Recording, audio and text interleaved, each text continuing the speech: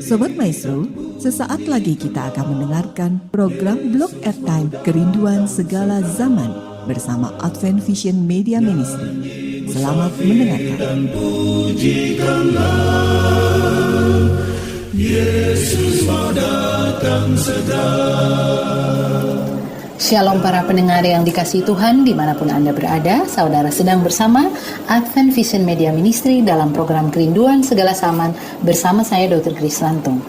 Program Kerinduan Segala Zaman adalah program yang membahas khusus tentang buku Kerinduan Segala Zaman, suatu buku yang telah diilhamkan Tuhan. Dan perlu saudara ketahui, buku ini telah tercatat di Library of Congress sebagai buku biografi Yesus yang menjadi favorit.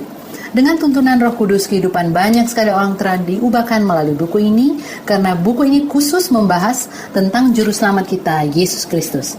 Para pendengar yang budiman, mari kita lanjutkan pembahasan tentang bab 48 dengan judul Siapakah yang Terbesar. Silakan Anda bisa menghubungi nomor telepon 0877 1616 1637. Saya ulangi nomor telepon 0877 1616 1637. Bila saudara memiliki komentar atau pertanyaan mengenai pembahasan pada saat ini, kita masih tetap bersama dengan Pendeta Cucu Elia sebagai narasumber. Shalom Pendeta Cucu. Shalom Dr. Grace. Dan saya juga ditemani dengan Ibu Mary Nusawakan. Shalom Bu Mary. Shalom Dr. Grace. Dan juga Saudari Monica. Shalom Saudara Monica. Shalom Dr. Grace. Dan Dr. Alvin Rantung. Shalom Dr. Alvin. Shalom Dr. Grace. Baiklah para pendengar sekalian, Pendeta Cucu akan memberikan ringkasan bagian yang kedua dari bab 48. Silakan. Baik saudaraku, mari kita akan lanjutkan pada bahagian kedua daripada judul Siapakah yang Terbesar. Untuk itu mari kita awali dengan doa. Ya Allah, Bapa yang penuh kasih, di dalam Yesus Kristus kami mengucap syukur dan mengagungkan nama-Mu, dan kami mohon bimbingan Roh Kudus bagi kami yang hadir di studio ini, demikian juga para pendengar semua, agar kami dituntun ke dalam terang-Mu untuk memahami kebenaran Tuhan dan dimampukan untuk hidup di dalam terang Tuhan. Kami panjatkan doa ini hanya dalam nama Yesus, Juru Selamat kami yang ajaib. Amin. Baik saudaraku sekalian, mari kita lanjutkan pembahasan pasal ini tentang siapakah yang terbesar. Kisah yang ditulis di dalam Matius pasal 17 bagian akhir sampai pasal 18 di bagian awal ini disisipkan sebuah cerita tentang ada orang yang bisa melakukan mujizat di dalam nama Yesus. Namun kemudian murid-murid Yesus melihat, ini kelihatannya bukan murid Yesus, sehingga dia bertanya, apakah kita perlu menghakimi dia? Tapi Yesus memberikan jawaban yang menenangkan, tidak perlu. Mereka murid-murid ini merasa tergugah untuk melakukan itu dan merasa mereka melakukan satu pekerjaan yang akan membawa kehormatan bagi gurunya dengan melakukan itu. Tetapi sesungguhnya mereka ini adalah orang-orang yang tidak terlepas juga dari rasa cemburu, iri terhadap diri sendiri sesungguhnya. Jadi itu sebabnya orang-orang yang melakukan mujizat ini tidak mungkin, kata Tuhan. Tidak mungkin mereka dapat melakukannya dalam namaku, dan seketika itu juga dapat mengumpat aku. Saudara yang dikasih oleh Tuhan, cerita ini disisipkan tentu untuk melihat tentang sesungguhnya para murid sedang di dalam godaan yang sangat, oleh karena mereka juga sedang menghadapi kesombongan diri, kesombongan kelompok, dan melihat diri mereka atau kelompok mereka yang lebih hebat dan terbesar. Kemudian saudaraku sekalian, melalui cerita ini sesungguhnya Yesus mau tunjukkan bahwa sifat-sifat seperti ini dapat menyesatkan orang. Dan kalau sifat-sifat ini atau karakter tabiat kita yang bisa menyesatkan orang, hati-hati ya. Karena rupanya ada banyak orang yang akan tersesatkan, tetapi memang dinubuatkan akan ada kesesatan. Memang penyesatan harus ada dalam ayat yang ke-7. Tetapi celakalah orang yang melakukannya atau yang mengadakannya. Dan saudaraku yang dikasih oleh Tuhan, untuk hal ini ada teguran yang penting dalam hidup kita, khususnya tentu orang-orang yang sepenuhnya percaya kepada Tuhan tetapi masih menyimpan tabiat buruk dan bahkan dosa-dosa yang masih mungkin menjadi kegemarannya. Dan ini jelas sekali akan menyesatkan lebih banyak lagi orang. Itu sebabnya ayat ini terus menunjukkan hal yang penting dalam hidup kita. Lebih baik katanya tangan kita atau kaki kita dipenggal, dibuang, daripada seluruh tubuh kita dimasukkan ke dalam api neraka. Artinya kita perlu mewaspadai diri bahwa ada sedikit pun persoalan ataupun dosa ataupun kebiasaan yang akan membawa kita jatuh, membawa ke dalam kebinasaan. Kita harus perbaiki dari sekarang. Dan saya ingin mengutip kalimat ini yang terdapat dalam buku yang diilhamkan oleh Allah kepada hamba Tuhan Nyonya White ini dalam halaman 485. Suatu kebiasaan yang menuntun ke dalam dosa dan membawa kecelaan bagi Kristus lebih baik ditinggalkan bagaimanapun pengorbanan itu. Sesuatu yang tidak menghormati Allah tidak dapat menguntungkan jiwa. Berkat surga tidak dapat diperoleh seseorang dalam pelanggaran prinsip-prinsip kebenaran yang kekal itu. Dan satu dosa yang dipelihara dalam hati sudah cukup untuk mengadakan kemerosotan tabiat. Saudaraku sekalian, hamba Tuhan ini mengingatkan kita betapa kebiasaan kita bukan saja menjadi membawa kemerosotan tabiat kita, tetapi juga saat yang sama akan membawa kesesatan bagi orang banyak. Dan pengajaran ini mengajak kita juga untuk memikirkan ketika kita mengalami kehidupan yang sudah dibawa dalam kebaikan, ya, pertobatan, tetapi saat yang sama bila mana melihat ada saudara kita jatuh, seperti juga kita pernah mengalami kejatuhan, ingatlah mereka adalah saudara kita. Itu sebabnya ayat 15 mengatakan kepada kita, tegurlah dia di bawah 4 mata, jika ia mendengarkan nasihatmu, engkau telah mendapatkannya kembali. Ada beberapa nasihat yang kita perlu ikuti dalam ayat-ayat ini tentang rangkaian bagaimana kita boleh menyelamatkan saudara kita, mulai teguran 4 mata, teguran bersama dengan saudara kita, penatua, dan pada akhirnya mungkin kita akan menyebut mereka bukan lagi anggota kita atau bukan lagi orang yang benar. Tetapi saat yang sama ketika orang itu menolak untuk mengalami perubahan atau pertobatan, ada satu anjuran atau ada satu dorongan bagi kita bahwa orang-orang yang begitu menjengkelkan, membawa kesusahan bagi kita, kita diminta untuk menjadi orang yang melayani mereka. Dan sesungguhnya malaikat-malaikat juga telah melayani mereka dan terus melayani mereka. Dan kita memiliki tanggung jawab untuk orang-orang ini, bahkan orang-orang yang mungkin telah mengecewakan kita. Di sanalah tanggung jawab kita, di sanalah Tuhan kita, Yesus Kristus, meminta kita untuk masuk ke dalamnya, untuk melayani mereka. Baik, saudaraku sekalian, para pendengar dan juga saudaraku yang hadir di studio ini ringkasan yang pelajaran yang kedua dari Siapakah yang Terbesar. Dan kita diajak sekali lagi melihat pelajaran ini bahwa kita ini semua setara di hadapan Allah, dan kita diminta lebih rendah hati dan dijauhkan dari roh meninggikan diri. Tuhan Yesus memberkati. Terima kasih Pendeta Cucu. Para pendengar yang dikasihi Tuhan, hanyalah kasih Yesus yang telah menjamah hati kita, yang akan memampukan kita memperlakukan orang yang melukai kita dengan kesabaran dan pengampunan. Mari kita miliki kasih yang menyelamatkan dalam pengalaman mempelajari hidup Yesus Sang Juru Selamat yang berbelas kasihan itu bersama kami Advent Vision Media Ministry. Kami berharap agar pendengar terus bergabung dalam pembahasan kali ini, bab yang ke-48 bagian yang kedua dari buku Kerinduan Segala Zaman. Jika saudara mempunyai komentar, pertanyaan, bahkan permohonan untuk kami doakan, silakan Anda bisa menghubungi nomor telepon 0877 1616 1637. Saya ulangi nomor telepon 0877 1616 1637. Saat ini kita akan memasuki diskusi bagian yang kedua dari bab 48. Pendeta Cucu, Saudari Monica, Dr. Alvin, dan Ibu Mary. Mungkin saya memberikan sedikit komentar tentang bab ini. Bagi saya bab ini adalah suatu bab yang berisi banyak sekali kutipan-kutipan yang indah, kutipan-kutipan yang memiliki, bagi saya filosofinya sangat tinggi, jauh lebih tinggi dari segala macam filosofi yang orang-orang pintar di dunia pernah sampaikan. Oleh karena ini adalah filosofi bagaimana hidup Yesus yang mengorbankan diri. Mungkin itu komentar saya tentang bab ini. Silakan kalau ada yang memiliki Bu Mary. Ya, terima kasih Dr. Grace. Memang di firman Tuhan katakan bahwa jika saudara kita bersalah, maka kita harus datang kepadanya, berbicara kepadanya 4 mata. Dan dikatakan bahwa di dalam Galati 6 ayat 1, dalam roh kerendahan menjaga dirimu sendiri supaya kamu juga jangan kena pencobaan. Pergilah kepada yang bersalah dan tegurlah dia di bawah 4 mata.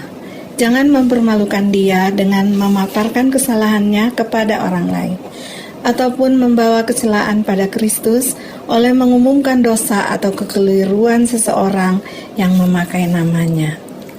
Jadi di sini saya punya pemikiran bahwa zaman sekarang ini kan ada istilah mind your own business. Jadi kadang-kadang kalau teman kita salah, kita rasanya segan gitu ya, mau menegur atau memberitahukan gitu kesalahannya. Nah, tapi di sini dikatakan kita harus pergi, tegurlah dia di bawah 4 mata, dan jangan mempermalukan dia, dan jangan menceritakan kesalahannya kepada orang lain. Seringkali orang percaya sama kita, dia curhat tentang kesalahannya, kita ceritakan lagi kepada orang lain, dan ini sangat menyalahi ajaran Tuhan Yesus bagi kita. Nah, Pak Pendeta, saya mau tanya bagaimana dengan istilah ini, gimana caranya supaya dia, orang yang kita tegur itu bilang, urus aja urusanmu sendiri, kenapa urus-urusan saya? Bagaimana menghadapi orang seperti itu? Iya. Ya, memang benar ada banyak respon seseorang ketika kita tegur akan berbalik seperti itu ya. Itu urusan masing-masing. Namun demikian ada pernyataan kita juga yang lain bahwa ketika kita tegur dan ditolak, maka kewajiban kita sudah selesai. Walaupun demikian, ya kita anggap sudah kita tegur kok, sudah selesai tugas saya. No, ya. Maksudnya bahwa kita tetap perlu memberi kesempatan berulang-ulang, dan bahkan dengan, ini yang paling penting, dengan kerendahan hati. Dalam arti bahwa mungkin saja orang yang ditegur itu merasa tersinggung sehingga belum siap berbalik. Tapi dengan persahabatan yang baik, dengan kerendahan hati kita yang kita tunjukkan, dengan kasih yang adalah datang dari Yesus Kristus, dan bahwa kita juga adalah orang atau manusia yang sama yang bisa melakukan hal yang sama, kesalahan yang sama. Itu sebabnya kita datang kepada Tuhan dalam roh kerendahan hati, kita meminta kuasa Tuhan boleh berlaku untuk mengubahkan orang-orang yang kita tegur. Baik, itu yang kami boleh sampaikan. Pendeta Cucu, ini ada masih lanjutan daripada apa yang disampaikan Ibu Mary tadi. Saya melihat di dalam halaman 488 dikatakan kalau kita melalaikan kewajiban untuk menegur orang, berusaha memulihkan mereka dalam kesalahan dan dosa, maka katanya kita bertanggung jawab seolah-olah kita sendiri bersalah dalam perbuatan itu. Nah, ini kan berarti amaran, berarti harus kita lakukan. Karena kalau nggak salah Yehezkiel 33 yang mengatakan kalau orang itu bersalah dan kita diam-diam aja dan dia mati, maka kesalahannya itu juga akan kita ikut tanggung, kecuali kalau kita udah tegur. Ya, mungkin ini sesuatu hal yang sangat penting tapi tidak menyenangkan. Gimana? Apakah ini? Ya, silakan. Ya, sebetulnya bukan hanya biblikal ini, bukan hanya alkitabiah, tapi sebenarnya ini hukum negara kita pun mengatur hal yang sama. Sebab kalau ada kesalahan di satu rumah, satu tempat, dan kemudian kita diam-diam, kita kena hukum. Kita kena hukum. Ya, karena ada pasal tertentu yang mengatur itu. Kalau ada orang kena makan atau minum narkoba ini, ya ngisapnya di rumah kita dan kita tahu, dan kita nggak melaporkan, kita kena. Ya, itu sebabnya kalau nggak menegur, jelas hukumnya ada di kita. Ya. Oke, terima kasih banyak. Monica, silakan. Ya, terima kasih Dr. Grace. Saya setuju banget dengan pernyataan dari Ibu Mary. Itu sering menjadi pergumulan dalam hidup saya. Terlebih dalam hubungan keluarga saja. Saat kakak atau adik, bahkan orang tua mungkin menurut saya gitu ya, perlakuan mereka salah atau gimana. Tapi perasaan untuk menegur itu, Pak Pendeta, serasanya langsung bercermin pada diri sendiri.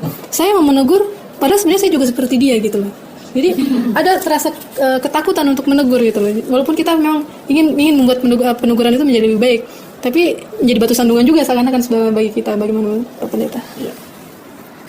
Ya, memang dengan menegur kita sedang memastikan, meyakinkan bahwa amaran kita itu adalah amaran memang berasal dari hati nurani kita juga, dan kita meyakini bahwa itulah kebenaran.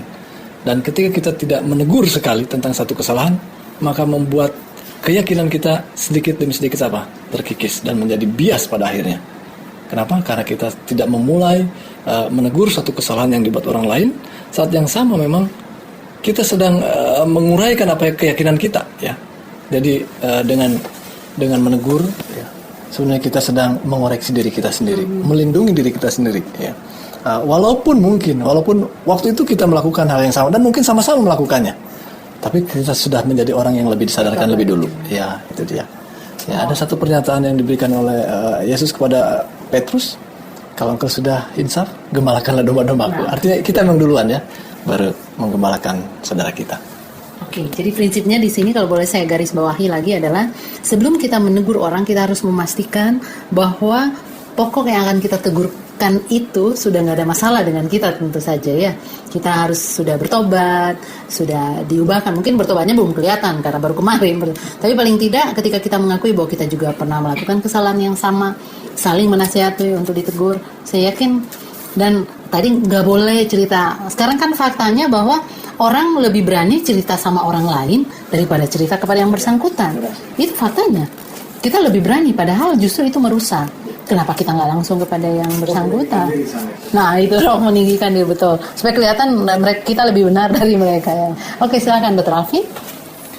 Ya, baik, tadi masih dalam soal tegur-menegur. Kalau kita biasanya melihat orang yang sejajar dengan kita atau lebih bawah, mungkin lebih enak kita mau bicara.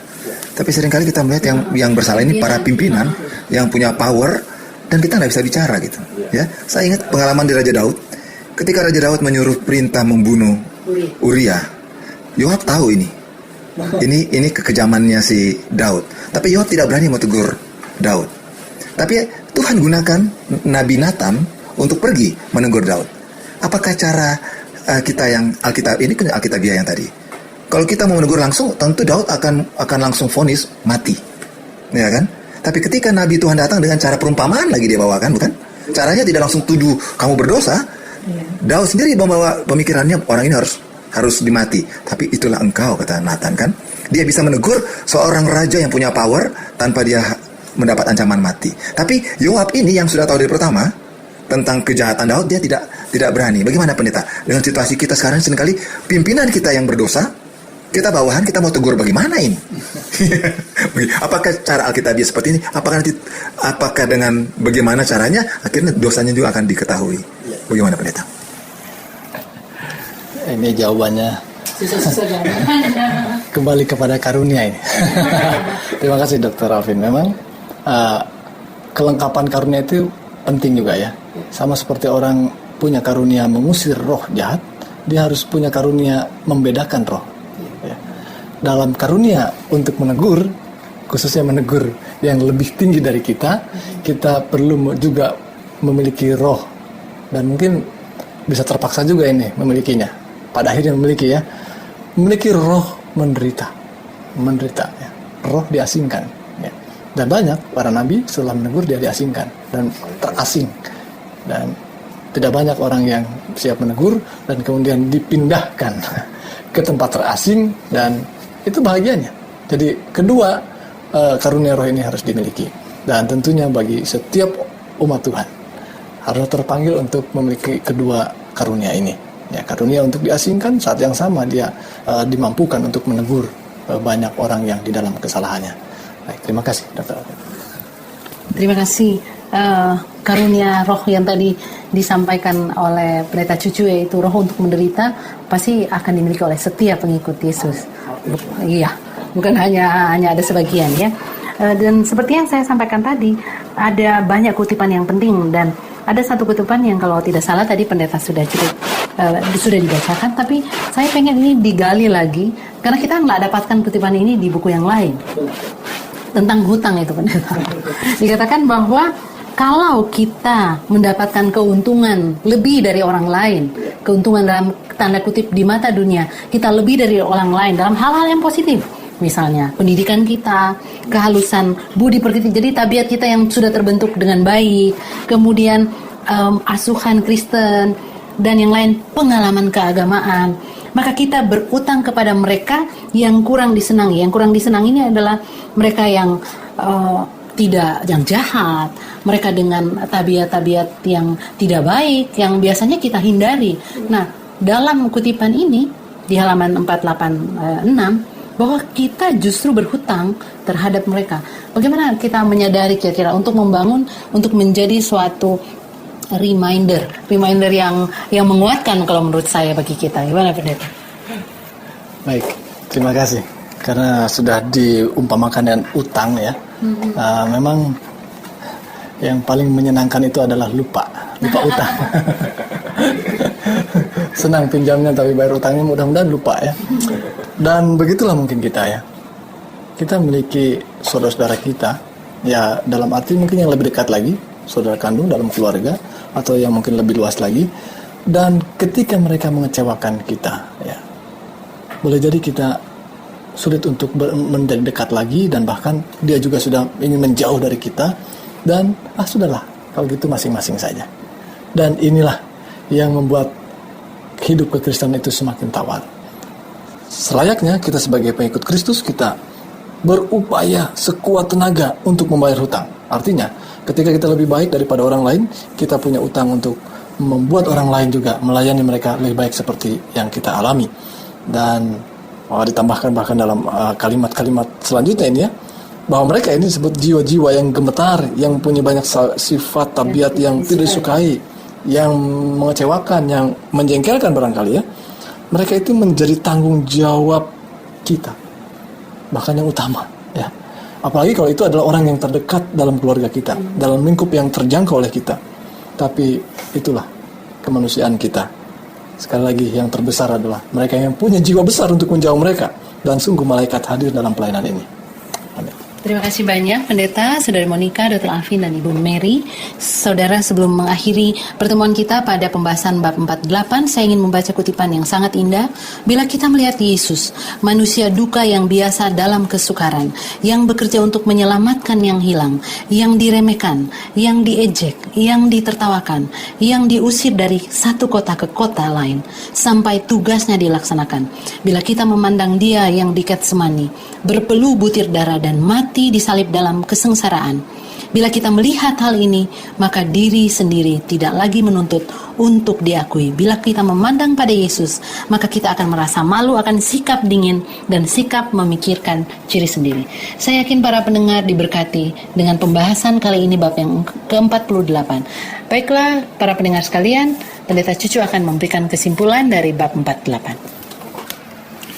Baik, saudara pendengar yang dikasihi oleh Tuhan dan juga saudaraku yang hadir di studio ini, saya ingin menyimpulkan bahwa dalam pasal ini kita ditunjukkan bahwa kita semua setara di hadapan Allah, sama di hadapan Allah, dan bahkan juga sama di dalam keberdosaan kita dan sama mendapat kesempatan untuk diselamatkan. Namun demikian, ketika salah seorang di antara kita mengalami kesalahan, kita tidak lebih tinggi daripada mereka. Sementara kita berusaha memperbaiki kesalahan seorang saudara kita itu, Roh Kristus akan menuntun kita untuk melindunginya sedapat mungkin, bahkan menjadi perlindungan dari kritik saudara kita sendiri, dan bahkan menjadi tambahan pula dari celaan dunia yang tidak beriman. Ketika kita melakukannya, kita sedang melindungi diri dari celaan itu. Mari saudaraku sekalian, kita tutup dengan doa. Ya Allah, Bapa yang penuh kasih, Bapa yang sungguh menyatakan kasih dan kuasa-Mu pada kami, yang membimbing kami dengan Roh Kudus, sehingga kami boleh menemukan mutiara kebenaran, untuk kami boleh hidupkan dan pancarkan kepada dunia, sehingga dunia boleh melihat kasih kemurahan Tuhan yang sama. Ya Bapa, kami mohon berkat, khususnya buat para pendengar yang telah mendengarkan siaran ini. Teguhkan, kuatkan mereka Bapa, dan bila mana pergumulan-pergumulan yang berat yang sedang dihadapi, berkenan Tuhan mengulurkan tangan Tuhan, menjamah mereka, meneguhkan, dan ajar mereka juga, kami semua, untuk lebih bergantung bersandar pada kuasa-Mu. Kami percaya solusi dan kemudahan-kemudahan yang Tuhan akan siapkan bagi setiap orang yang percaya kepada-Mu. Inilah doa dan pujian syukur kami Bapa, kami bawa hanya di dalam nama Yesus Kristus, Juru Selamat kami ajaib. Amin. Para pendengar yang budiman, kami berdoa semoga berkat dari Yesus menjadi bagi para pendengar sekalian, dan kami rindu untuk bertemu kembali pada pembahasan selanjutnya bab 49 dengan judul pada hari raya Pondok Daun-daunan. Kiranya Tuhan memberkati kita semua, adalah doa dan harapan kami. Sampai jumpa. Sobat Maestro, Anda telah mendengarkan program Blog Airtime Kerinduan Segala Zaman dari Advent Vision Media Ministry. Terima kasih atas kebersamaan Anda. Tuhan memberkati. Yesus mau datang segera.